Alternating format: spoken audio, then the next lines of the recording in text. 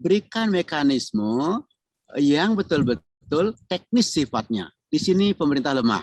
Saya mengalami sebagai orang pemerintah, begitu kita sampai pada level mikro, pada teknis pelaksanaan sering sekali kita buta karena kita nggak tahu lapangan.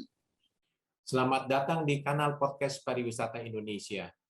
Kanal podcast ini dikelola oleh IINTOA atau Indonesia Inbound Tour Operators Association, menampilkan perbincangan seputar industri pariwisata Indonesia yang mencakupi informasi, fakta, dan berbagi pengalaman industri dari para praktisi dan para pakar pelaku industri pariwisata. Dan saya, Yongki Adiasa, sebagai moderator. Pada episode kali ini, sangat khusus akan hadir bersama kita Bapak Paul Edmundus Talo, Ketua Umum IINTOA, yang berlaku sebagai host. Dan narasumber kami adalah Ida Pandita Empu Brahmananda, Profesor Dr. Insinyur I Gede Pitana MSc. Dengan segudang pengalaman di dunia pariwisata, beliau adalah dosen Universitas Udayana sejak tahun 1985 hingga saat ini masih aktif sebagai guru besar ilmu pariwisata Universitas Udayana. Beliau Kepala Dinas Pariwisata Provinsi Bali tahun 2001 hingga 2004. Beliau Kepala Puslitbang Par Kemendbudpar 2006 hingga 2008. Mantan Kepala Badan Pengembangan Sumber Daya Kemenparekraf Republik Indonesia. Mantan Deputi Menteri Pariwisata Bidang Pemasaran Luar Negeri Kemenparekraf Republik Indonesia. Beliau adalah S1 Fakultas Pertanian Universitas Udayana tahun 1984, S2 Sosiologi Antropologi Ateneo de Manila Uni Filipina tahun 1989, S3 Sosiologi Antropologi di Australian National University 1997. Mananda, yang kita kenal sebelumnya sebagai Profesor Dr. Insinyur I Gede Pitana MSc. Beliau memangku beberapa jabatan yang nanti akan saya jelaskan, tetapi yang paling penting yang ingin saya perkenalkan adalah bahwa DNA beliau, di dalam darah beliau mengalir darah pariwisata. Ida Pandita Empu Brahmananda, selamat pagi. Selamat pagi Pak Paul, selamat pagi teman-teman insan pariwisata di seluruh Nusantara. Salam sehat, salam rahayu, Indonesia bangkit. Terima kasih Ida Pandita Empu. Bisa Ida Pandita Empu cerita sedikit tentang perjalanan Ida Pandita Empu di bidang atau di dunia pariwisata ini? Silakan. Ida Pandita Empu. Terima kasih Pak Paul, rekan-rekan semua, insan pariwisata, kalangan pemerintah, swasta maupun anak-anak yang baru mulai mengenal pariwisata. Saya adalah salah seorang yang sudah berumur tua di pariwisata. Sekarang umur saya 61.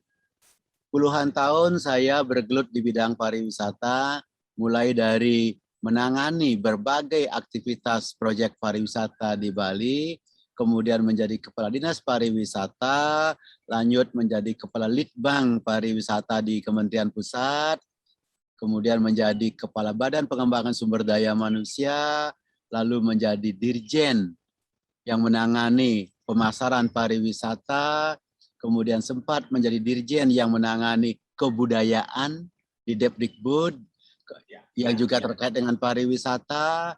Kemudian terakhir saya sebagai Deputi Menteri Pariwisata Bidang Pemasaran Luar Negeri.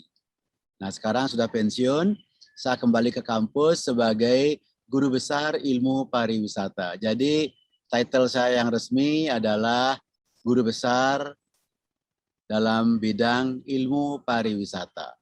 Dan seperti yang saya sering sampaikan kepada Pak Paul, ada suatu kebanggaan pada diri saya karena yang pertama, guru besar saya itu diakui, diberikan SK oleh Menteri Dikbud waktu itu sebelum lahirnya ilmu pariwisata, sehingga saya ikut membidani kelahiran ilmu pariwisata yang ada di Indonesia sekarang.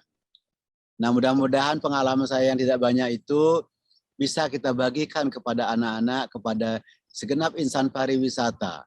Sebagaimana dikatakan oleh Pak Paul tadi, dalam darah saya mengalir darah pariwisata, meskipun saya pensiun dari pariwisata, tetap saja saya merasa concern dengan on and off, up and down dari pariwisata. Terima kasih Pak Paul. Terima kasih Pak Prof. Saya kepingin dengar Pak Prof juga berbagi sedikit. Sejak kapan Pak Prof itu tertarik sekali dengan pariwisata? Dulu saya pernah dengar cerita Pak Prof, bagaimana Pak Prof duduk di belakang sapi atau kerbau sambil meniup seruling, lalu membayangkan indahnya Pulau Bali dan seterusnya. Boleh berbagi sedikit Pak Prof?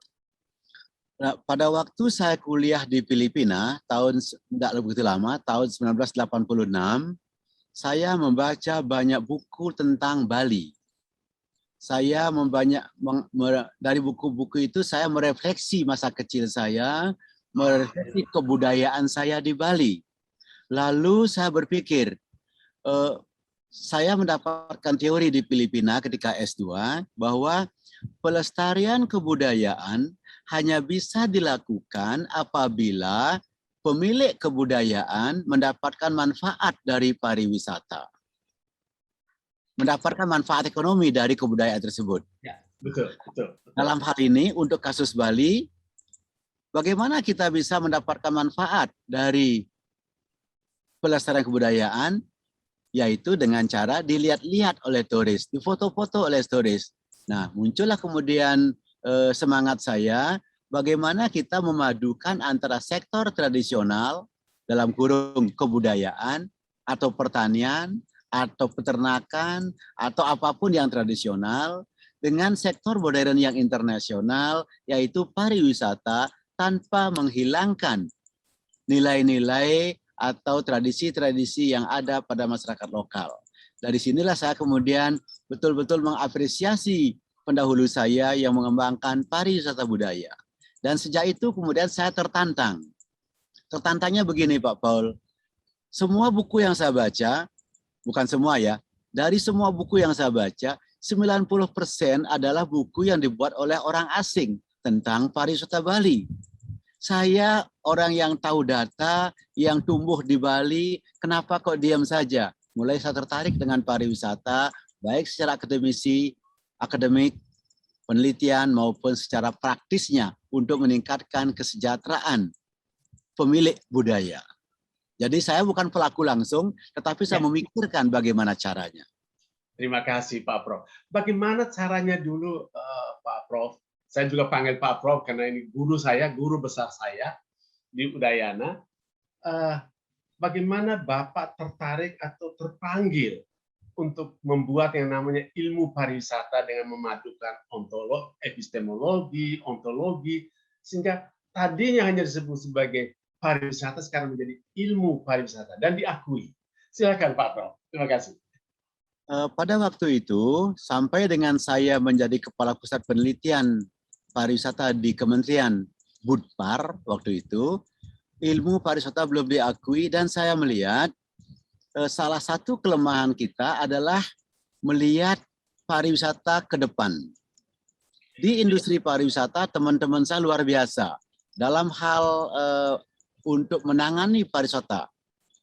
Secara industri, Bali, Indonesia sudah cukup bagus. Bagaimana menghandle hotel, bagaimana menghandle travel agency dan sebagainya, bagus. Tetapi memikirkan, merencanakan how to put tourism forward in the future, itu masih belum banyak. Oleh karena itu saya memerlukan orang-orang pemikir, peneliti dan sebagainya, sehingga kita tidak hanya mengikuti apa kata orang asing yang tentu saja perspektifnya berbeda dengan orang lokal. Nah, saya perjuangkan bersama Kementerian Pariwisata, akhirnya kita berhasil mendapatkan pengakuan dari Depdikbud pariwisata sebagai ilmu tahun 2009, Pak Paul. Ya, bukan saya sendiri, tapi saya dengan tim. Terima kasih, Pak Prof. Terima kasih, luar biasa. Itu sangat bermanfaat bagi mahasiswa sekarang ini, bagi murid-murid sekolah pariwisata yang akan melanjutkan ke tingkat lebih tinggi, dan juga bagi kepala dinas pariwisata di seluruh Indonesia, dan aparat-aparat yang bersangkutan, dan juga masyarakat umum untuk mengenal pariwisata lebih dalam. Ya Pak Prof? Ya, dan sejak ilmu pariwisata diakui, maka bolehlah dibuka program S1 pariwisata. Sebelumnya tidak boleh, selalu hanya diploma saja. Saya tidak mengatakan diploma tidak perlu, tidak. Diploma itu sangat bagus, sangat kita butuhkan, tetapi keilmuan juga penting kita kembangkan. Betul, terima kasih. Sampai kepada sekarang bukan hanya S1 tapi S3, Pak. S2, S3 sudah banyak. S3 pariwisata. Baik, ada pertanyaan lain, Pak. Sebagai kepala dinas pariwisata tahun 2001, 2004, 2005, bagaimana Bapak melihat kemajuan pariwisata di Bali saat ini dibandingkan sebelumnya? Barangkali Pak Prof bisa bercerita sedikit. Saya bicara sebelum COVID, Pak ya, karena COVID Betul, ini betul. Maksud saya sebelum normal. COVID. Betul. Terima kasih. Pariwisata Bali, termasuk Indonesia, mengalami kemajuan yang luar biasa. Kita lihat dari berbagai indikator. Indikator paling gampang itu pergerakan jumlah wisman dan wisnus, kemudian hasil devisa, jumlah tenaga kerja yang dihasilkan, yang bisa ditampung dan sebagainya. Tetapi saya masih mempunyai sesuatu rasa jengah dalam hati karena potensi kita luar biasa, manusia-manusia kita luar biasa, tetapi kalau dibandingkan secara komparatif dengan negara-negara tetangga, kita masih kalah secara komparatif. Artinya, luas negeri kita seperti ini hanya mendapat sampai tahun 2019 hanya sekitar 17 juta. Padahal pulau kecil yang namanya Singapura sudah mendapatkan 20 juta. Kemudian Thailand yang luasnya sepersekian dari Indonesia sudah mendapatkan 35 juta. Itu baru dari segi angka kedatangan wisman. Kemudian belum lagi devisanya, belum lagi jumlah tenaga kerja, belum lagi yang lain-lainnya. Maka ada suatu rasa tertinggal yang sekaligus membuat kita terpacu untuk maju dengan keyakinan bahwa kalau kita kelola dengan baik, kita bisa melampaui mereka, bisa meningkatkan kesejahteraan masyarakat. Jadi kemajuan sudah ada, tapi saya masih jengah. Belum bisa bersaing secara komparatif dengan teman-teman di negara lain. Begitu Pak Paul. Pak Prof, faktor apa menurut Pak Prof? Maaf, ini pertanyaan yang biasa sebetulnya.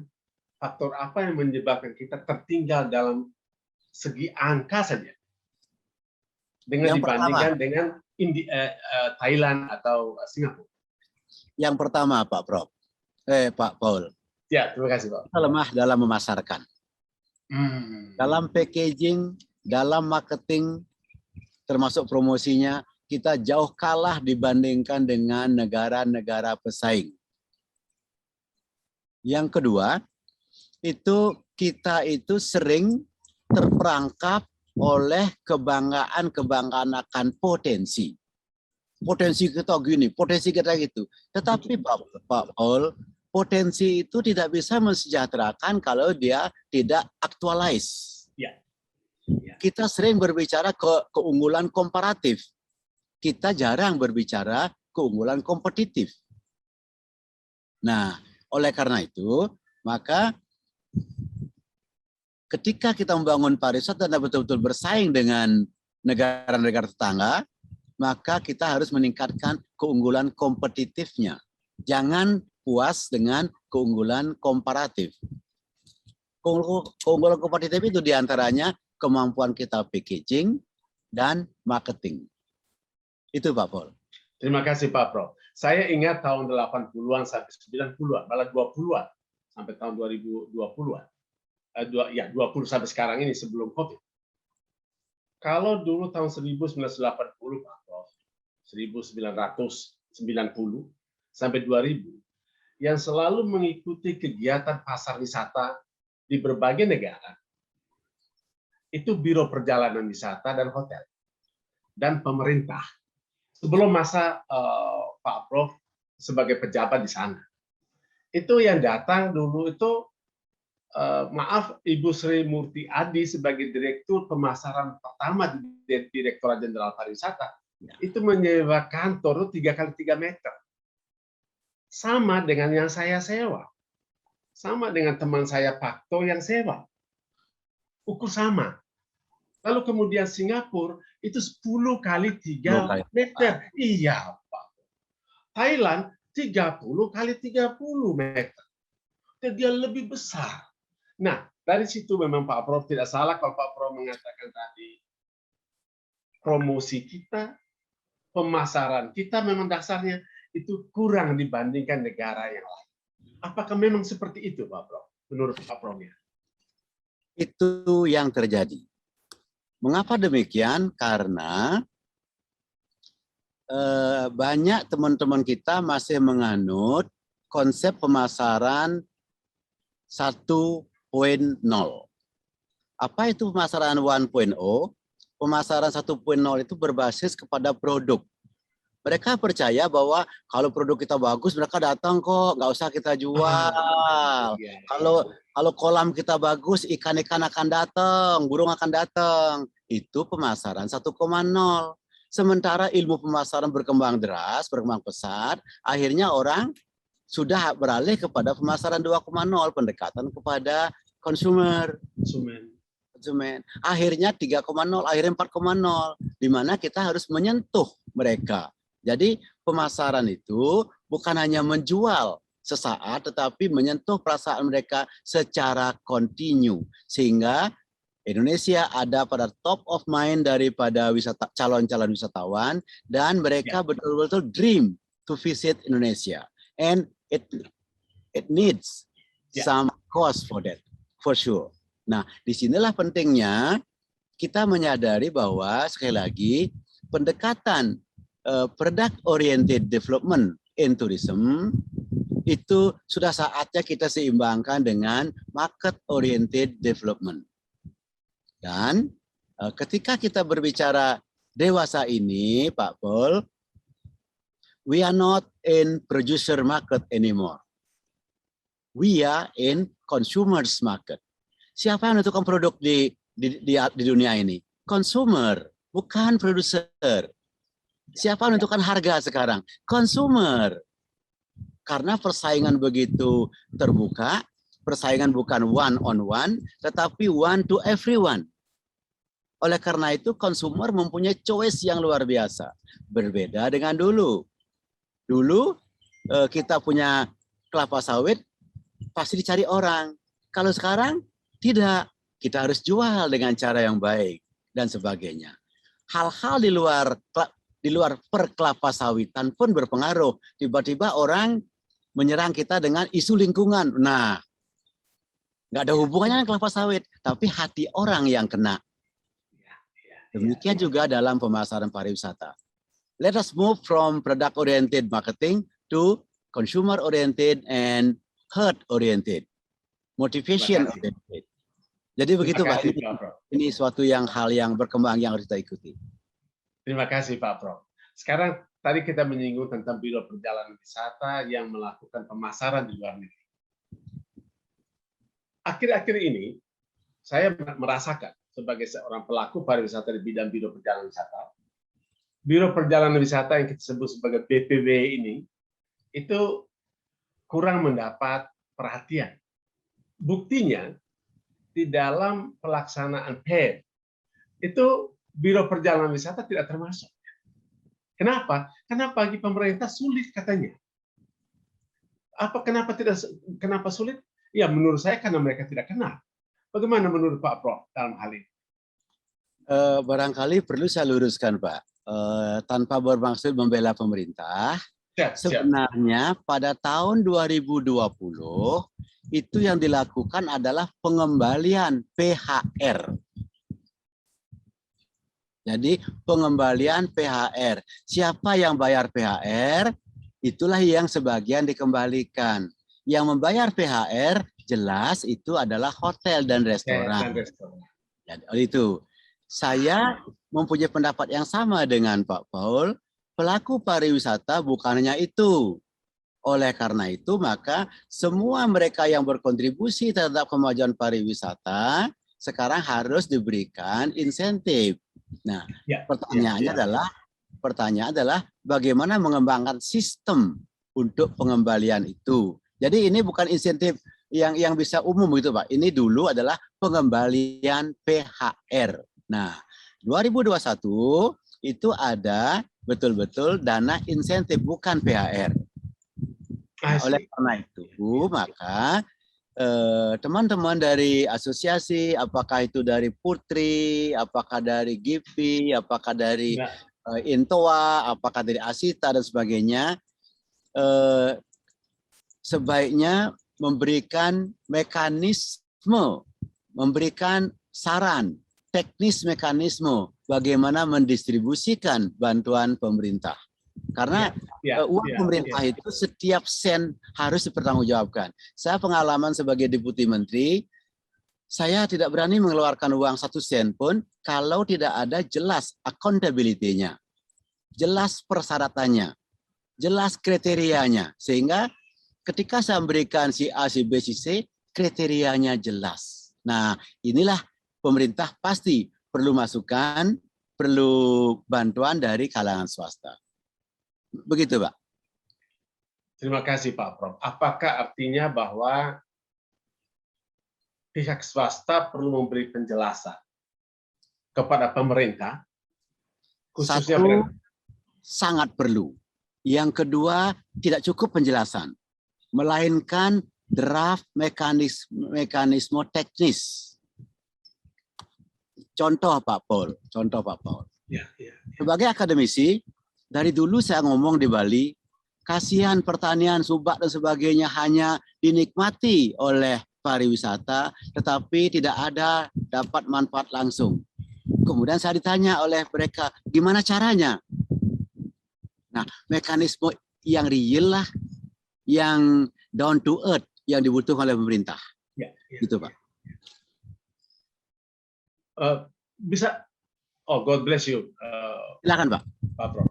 Apakah yang dimaksudkan dengan down to earth itu pihak swasta perlu menjelaskan kepada pemerintah bahwa apa yang dilakukan oleh pemerintah ini, katakanlah seperti tadi yang Pak Prof jelaskan, sudah mengembalikan THR, tetapi perlu menjelaskan ini loh kami melakukan ini, pajak kami bayar melalui itu, apakah itu yang perlu ditelusuri, Pak Prof? Itu perlu, tetapi tidak cukup. Maksud saya begini, perlu jelaskan itu, tetapi kemudian, misalkan saya pemerintah, punya uang 100. Bagaimana cara saya membagi kepada 1.000 anggota Asita, 100 anggota Intoa, 500 anggota Asita, 50 anggota PARI, 2.000 anggota GPI, anggota HPI dan sebagainya. Bagaimana mekanisme ini? Karena kalau saya memberikan nanti kepada Asita, HPI mengeluh dia. Ketika saya berikan HPI, maka Putri mengeluh dia. Oleh karena itu, berikan mekanisme yang betul-betul teknis sifatnya. Di sini pemerintah lemah. Saya mengalami sebagai orang pemerintah, begitu kita sampai pada level mikro, pada teknis pelaksanaan sering sekali kita buta karena kita nggak tahu lapangan. I see. Itu kuncinya, Pak. Begitu. Kami jujur sebagai mantan pemerintah. Saya jujur mengatakan. Ya. Jadi kita yang harus proaktif untuk menyampaikan kepada pemerintah. Ini loh, usul ini.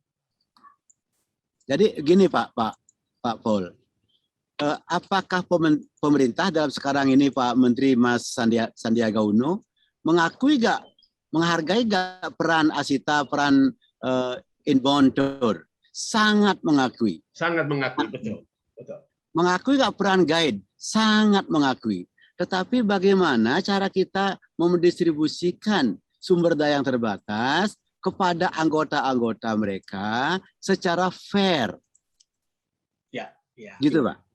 Ya. Terima kasih Pak Prof. Saya kira sudah mengerti untuk itu. Sekarang kita alih kepada pertanyaan lain Pak Prof. Monggo.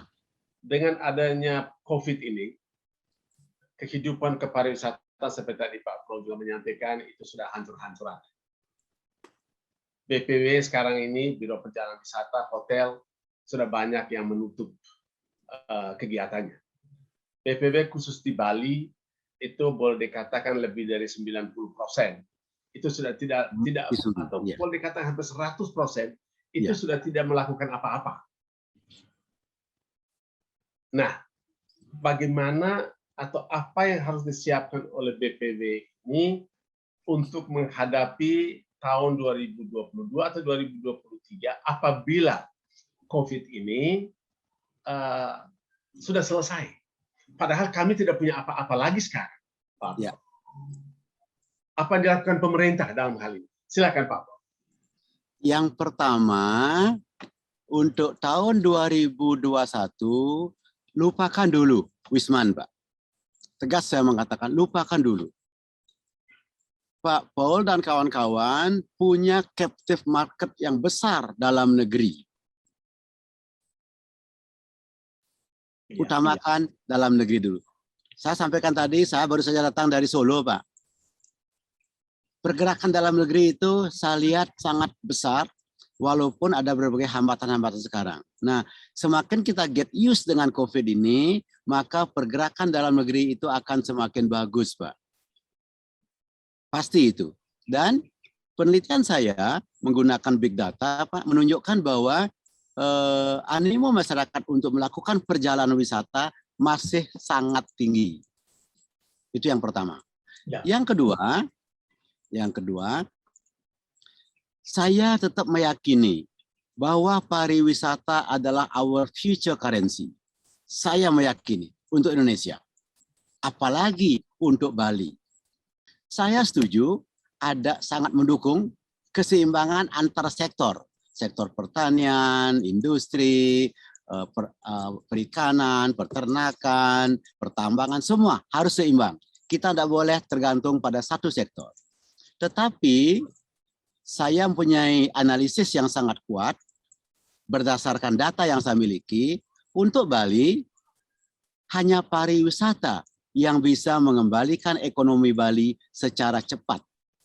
Karena infrastruktur pariwisata, baik infrastruktur fisik maupun infrastruktur sosial budaya serta sumber daya manusia, itu paling lengkap, paling bagus, paling komprehensif. Tinggal menggerakkan. Berbeda dengan sektor lain yang infrastruktur fisik dan non-fisiknya itu masih belum memadai. Lalu apa yang harus dilakukan ke depan? Karena saya meyakini bahwa satu, pariwisata itu akan bergerak kembali. Yang kedua, minat wisatawan sangat tinggi. Yang ketiga, kita akan semakin terbiasa dengan new normal, maka promosi tetap harus kita lakukan, tetapi untuk sekarang ini kita melakukan hanya soft promotion. You have to tell the audience, you have to tell the world that you are doing something in Bali. Itu yang harus penting dilakukan. Misalnya, di Bali ternyata orang-orang sangat taat melaksanakan prokes. Tunjukkan kepada dunia. Di Bali ternyata orang-orang itu masih memelihara berbagai tradisi dan sebagainya, tidak ada pengurangan apapun dengan prokes. Sehingga kesimpulannya, Bali is still Bali and will be Bali forever. Ini yang harus ditanamkan di calon-calon wisatawan kita di mancanegara. Jangan pernah brand Bali itu hilang dari top of mind dunia, khususnya calon wisatawan. Bagaimana caranya? Sekarang kita tahu semua bahwa 80% orang dream, search, dan program ada di gadgetnya. Seranglah melalui itu. Gitu Pak Paul. Ya, terima kasih Pak Prof. Terima kasih. Kembali lagi Pak Prof. Sebagai seorang pelaku, kita kembali lagi kepada Biro Perjalanan misalnya. Iya.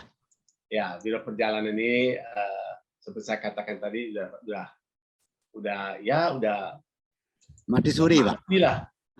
matilah sebagian sebenarnya. Dari 1,5 tahun tanpa kegiatan, Pak Prof. Ya. Khawatir bahwa kita betul-betul dilupakan juga dalam tanda kutip oleh partner kita di luar negeri. Ya. Contoh Pak Prof, contoh kecil. Kami selama ini kan juga harus melakukan kegiatan untuk menghubungi mereka. Bayar wifi juga nggak bisa. Ini contoh. Ya. Listrik juga mati terus. Sering mati, dimatikan karena tidak bisa bayar. Ya, jadi, bagaimana kami bisa melangsungkan kehidupan ke depan untuk menatap 2023 atau 2024 lah, untuk bisa berlangsung kehidupan BPW dan berarti kelangsungan devisa bagi negara yang selama ini oleh Pak Yop Afe, oleh Pak Ardike almarhum, oleh Pak Susilo Sudarman, oleh Pak Ahmad Tahir yang selalu mengatakan Anda-andalah Biro Perjalanan Wisata sebagai penyumbang penghasil devisa pariwisata. Nah, sebelum hotel bisa menjual langsung kepada OTA, sebelum OTA dari luar negeri yang menjual kamar-kamar yang harganya sangat murah, apa yang harus dilakukan oleh pemerintah untuk membantu BPW ini ke depan? Apakah misalnya contoh dengan pinjaman lunak atau dengan hibah yang betul-betul bisa menghidupkan perusahaan ini, gitu, Pak Prof. Daripada nanti PMA yang masuk semuanya ke Indonesia, termasuk Bali. Terima kasih, Pak. Sangat setuju, Pak Paul. Nah, dalam hal ini saya sangat berharap kepada pemerintah untuk memberikan insentif atau loan, pinjaman lunak, ataupun operational cost kepada asosiasi, kepada industri pariwisata. Ketika kita berbicara pemerintah, bukan hanya Kementerian Pariwisata dan Ekonomi. Betul Pak Prof. Nah, oleh karena itu, salurannya melalui Kementerian Pariwisata dan Ekonomi Kreatif, tetapi kemudian harus dilakukan secara koordinatif dengan Menteri PU, Menteri Keuangan, Menteri BUMN, yang membawahi PLN dan membawahi berbagai hal, termasuk Pemda-Pemda. Jadi itu yang harus dilakukan. Ya. Pemda-Pemda, betul. Pemda-Pemda, Menteri Dalam Negeri dan seterusnya. Jadi saatnya lah pemerintah sekarang invest untuk menghidupkan rakyatnya, karena nantinya, sebagaimana saya katakan tadi, pariwisata itu akan menjadi our future currency. Ya. Terima kasih Pak Prof. Terima kasih banyak. Saya kira waktu kita sudah banyak mengganggu Pak Prof dalam perjalanan. Terima kasih. Yang sebetulnya belum sampai di rumah ini, masih di tengah perjalanan. Masih di perjalanan. Ya, jadi apakah bisa menyampaikan close statement untuk para pemirsa kita, para pendengar yang baik, dan para penonton yang setia. Terima kasih. Silakan Pak Prof. Terima kasih Pak Paul, teman-teman sekalian, insan pariwisata dan anak-anak semua, generasi muda yang akan menjadi penerus pariwisata ke depan. Yang pertama, saya kembali menggarisbawahi bahwa untuk Bali khususnya, sektor yang paling bisa menggerakkan ekonomi dalam waktu yang singkat adalah pariwisata. Karena berbagai infrastruktur sosial budaya, ekonomi, dan fisik yang paling komprehensif, paling memadai. Yang kedua, untuk Indonesia, saya mempunyai keyakinan yang berbasis kepada analisis data, bukan keyakinan datang dari langit, bahwa pariwisata akan menjadi penopang yang utama dalam hubungan kita membangun ekonomi dan hubungan internasional. Pariwisata bukan saja ekonomi, tetapi dia membangkitkan cinta bangsa, kemudian membangkitkan harga diri di kalangan internasional, dan membuat standing kita sejajar bahkan lebih tinggi dari bangsa-bangsa lainnya. Sering saya katakan, ayo sektor mana kita bisa bersaing dengan orang luar? Tidak bisa, tapi sektor pariwisata yang berbasis budaya dan alam, di sanalah kita menang. Terima kasih perhatiannya, dan saya akhiri. Wassalamualaikum warahmatullahi wabarakatuh. Rahayu, Salam, Om, Santi, Santi, Santi Om. Matur suksema, terima kasih banyak Ida Pandita Empu Brahmananda. Selamat melakukan perjalanan kembali ke rumah. Terima kasih, selamat siang para penonton, dan selamat pagi. Sampai kita ketemu lagi.